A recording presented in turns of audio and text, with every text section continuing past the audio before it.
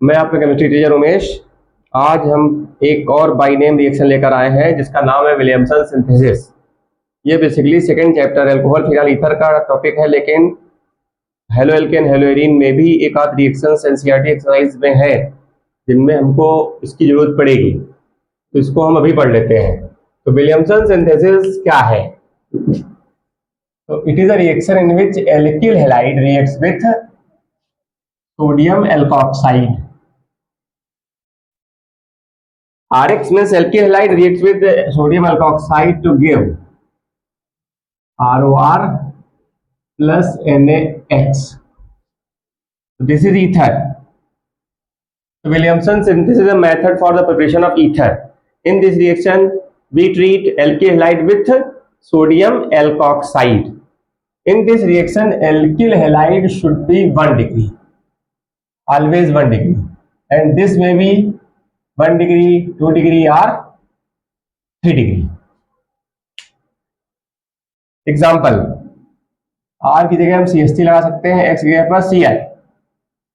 इस R की जगह पर आप लगा दीजिए C2H5ONa, तो आपको क्या मिल जाएगा? CH3OC2H5 plus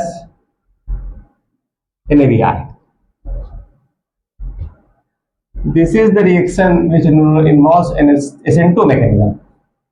So alkyl halide must be 1 degree. SN2 mechanism means होता है कि back side attack of nucleophile. So if less crowding, SN2 mechanism will be easier. तो नेक्स्ट में हम इसका R की वैल्यू C2H5 लगा सकते हैं, X की जगह Br, और यहाँ पर आप C2H5ONa, तो आप बना लेंगे C2H5O C2H5। और इस रिएक्शन का लिमिटेशन ये है कि एल्किल हैलाइड को 1 डिग्री ही लेना है आपको। एल्कोक्साइड आप 1, 2, 3 कैसा भी ले सकते हैं। अब CH3Br, अब ये आप इसको 3 डिग्री भी ले सकते हैं। सोडियम टर्शरी ब्यूटॉक्साइड, तो NaBr निकल जाएगा।